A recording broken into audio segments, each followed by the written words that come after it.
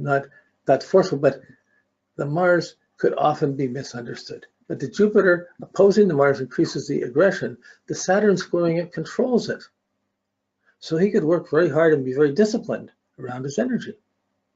So very disciplined, uncontrolled, could easily explode, so easily volatile, but not likely because the Mars is in Libra, but it's on the handle, so it could explode, but it's controlled by Saturn in the 8th house of deeper understanding and trust. So committed trust and serious commitment would center his Mars. The marriage and the 6 kids, got these commitments, got to do this. But having to do his own working for others and having to do things for others in his own independent way, that's his Sun, Uranus, Venus. I got to do it my way. I can't just go take a job working here or there. But he did have practical jobs. He worked within institutions, he worked in certain ways, but this Mars, it trines the Uranus, it trines the Mercury, anyways, not the Uranus, it trines the Mercury. So it's it's not hassles from his thinking. It's hard discipline, Saturn, hard work, and aggression. So when he's working extra hard, he would do the extra hard to put the extra work in. But there is a point of anger and frustration that comes in with Jupiter, understanding and misunderstanding of sexuality, of energy, of rejection, of force and rejection, what's right, what's wrong. It's inherently in his charts tied up to that Mars. Just as his mood is tied up to the guilts and the phobias of the past and the dreams and the things that aren't, the unmeasurable things, the things that go bump in the night, you know, like maybe even as a kid, the fearful things or the sadness. So that sadness and the misunderstanding can build up a strong sense to be righteous or to fight against the injustice, but his fighting against injustice or trying to fight against things that were out of control to make things practical, he really would have helped a lot of people to get their life more or less practical. Well, what's psychology? Psychology in today's world, it's how to make someone relatively functional, harmonious members of society so they're not hurting anybody. Not that everybody's supposed to be like that.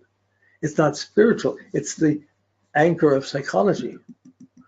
Well, better medicate them so they're calm and they're not going to be able to be violent and disturb people today.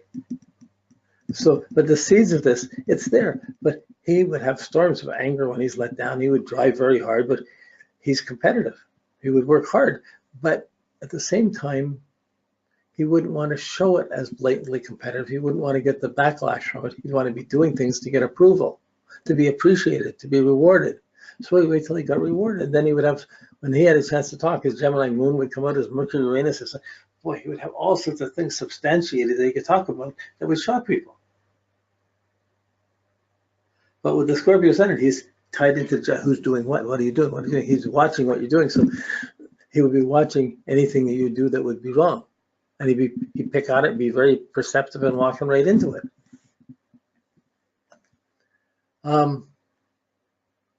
Okay, so that's the Mars and the Jupiter. Jupiter opposes the Mars, but Saturn squares it. So in this case, Saturn's a good influence. It balances the exaggeration of the Jupiter, the aggression or the adrenaline of the Jupiter to encourage Mars. So there's the extra adrenaline, but the ability to control it and keep calm and keep controlled in it. So you have like the seething volcano in control, not released.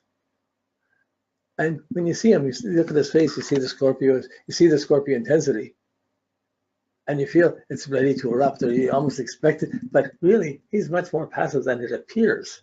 But he's very sensitive and perceptive about who's doing what, but cautious in his response to it, controlled. So controlling the sexuality would be the key to making things work better and being harmonious, not having to work around those aggressions or rejections and work through it. Certainly a healing factor. Yeah, so my main point here was that the Jupiter is in the 5th house of kids, of play, of learning, of understanding. Certainly he had his 6 kids. He would have an abundance of that. And what had to be done, how much time he would have with them, what he would do. So he had a home world that was very different than his career world. He's probably a marshmallow at home, but intimidating to people outwardly. Anyways, that we may not know. But But there's no outer planet aspects. These are dealable things, the Jupiter, Saturn to the Mars. This is a dealable, hardworking, competitive person. When you get to the Saturn, again, the Saturn's in the 8th house. It's the issues of trust, respect, and trust. He's going to be responsible around trust. He has his kids. He's going to take care of his kids. He's going to do things. So having the kids drove him to do things he might not have had to do otherwise. But he wasn't going to let them down or be blamed for not taking care of his kids. Oh, that would destroy the psychologist in him.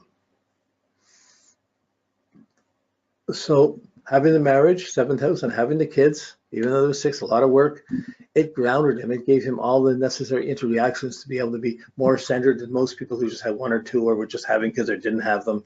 It allowed him a direct line in seeing how people were dealing with things. But he would meet a lot. He would go out and meet people and meet a lot of people. To meet a lot of people, probably wouldn't be very quick to bring anybody home. That's his home place. So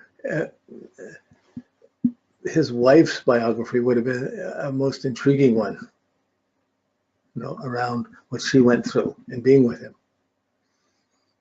But certainly would have been attentive, would have been taking care of things on a personal level, would have had that charming side. With the intense passion being a little oversexed, but having to control it. Okay. But he would always have trouble with rejection, but he'd always be pushing things to the point that he's either proving it to get more attention, or he could be, if he got rejected, it would intimidate people. So his 3 outer planets, Uranus, the radical, innovative, shocking one, that's conjunct his Mercury and his Sun. His writing has shocked the world. It changed the way people thought. It started psychoanalysis, psychology, psychoanalysis. It started all this stuff. Wow. In a very practical way, so people could relate to it. He didn't make it more complicated. He took the complicated or confused and made it a little more simple. Looked for a handle into the chaos, into the psyche, and made practical conclusions around it. Okay. The Neptune we talked about, Neptune in the 4th house, secrets in the past, hidden insecurities at home, confusions in the past. I don't know if that would have been, even in growing up, what was it? His parents, his father was 41 and his 21-year-old wife, but he'd already had 2 children from a first wife and left the first wife to be his second. So the father changed women and had an extended family. And I don't think Freud would have held in and wouldn't have done it like that. So yeah, so he held consistent through that. That's the judgment of the parents, the moon and the Saturn in the 8th house. And the complications of the moon to Neptune to the moon, the confusion of his roots, 2 parents, kids from different mothers, and in the 8th house, what's trust, who gets the attention, who doesn't, what's fair, what's not. These things would be very sensitive. He came out of those type of roots, but he worked to make sure he didn't go forward with those.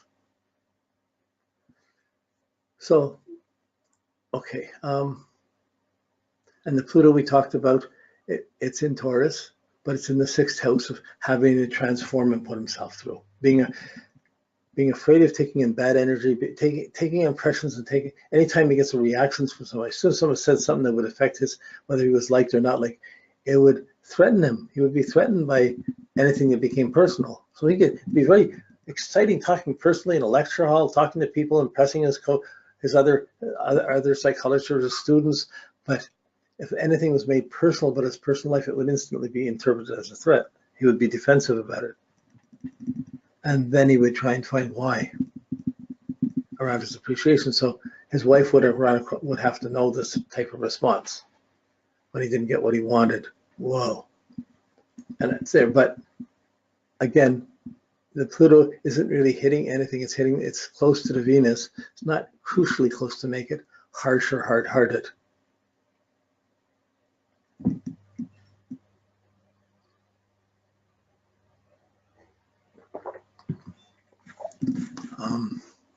When you look at the guy, most of the pictures, they're intimidating. You see the Scorpio ascendant, you can see maybe it's the Venus, Pluto.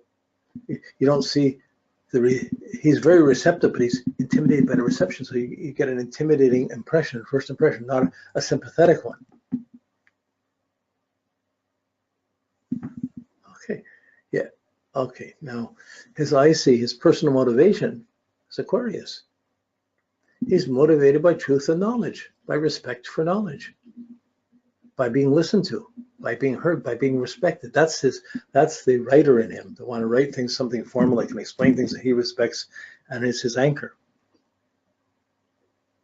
It's ruled by the Saturn in the 8th house of trust, but the need to be motivated, it's part of the nighttime. Daylight is increasing, but nighttime is good. I've got to do something, but I want to do something so it impresses others. I want to get that respect, get that knowledge. So that's the anchor.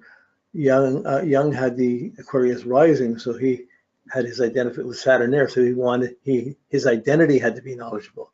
Freud was motivated by what's true or what's knowledgeable. Okay, and it was always challenged by his moon Neptune of this is going out of the realms of truth or other realms of measurement. What is this? Okay, so being motivated by knowing what? Knowing how he's responding to things, knowing any impression that comes in, he's already interpreting, intellectualizing his feelings, he's taking things in, and it resolves itself in his knowledge, in his thinking about it, and figuring out and getting respect and dealing with it. So this is the Saturn rulership of the Aquarius. Then what's he going to express? He's going to express what he knows. He's taking things in, he's got a fixed foundation, he's got a secure foundation, and he's going to express that and expect respect on us. That's the professor, the teacher, the writer. Okay, and it projects that. So his environment, serious about his environment, but his Scorpio ascendant, as he expresses it, when it gets up to the surface, he's going to express it with intensity. So the Scorpio ascendant is going to be very powerful, very impressive. It ties into his Mars. I see something, I have to do this, I'm going to do this. He's going to have the intensity of the Scorpio, the judgmental side, and it's tied to the actions that he's doing. And how is it tied to the actions that he's doing? By anybody's judgment about what makes him guilty or not. If someone makes him guilty or someone says it's wrong or what's good action, what's bad action, he's totally judgmental about. But that's Scorpio. It's very competitive. He's judging where he is against where other people are. Who's trustworthy, who's not. It's his whole identity. Okay. And it's ruled by the Mars, which ties into having to prove, having to gain respect, working hard towards something. So he's really intense, worked really hard to express himself for his kids, but also he gets a judgment. He's going to want to, he would get more judgments than perhaps he wanted. He'd be overly judgmental, but he's going to react to his judgments. He's going to be reacting with the sun and all the seventh of stuff, responding to other people and having his personal judgment on what's going on things here. So he was his own Freudian slip in that way.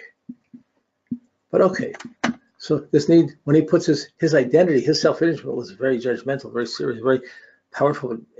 The Scorpio, private, judgmental, doesn't want to show what he's doing,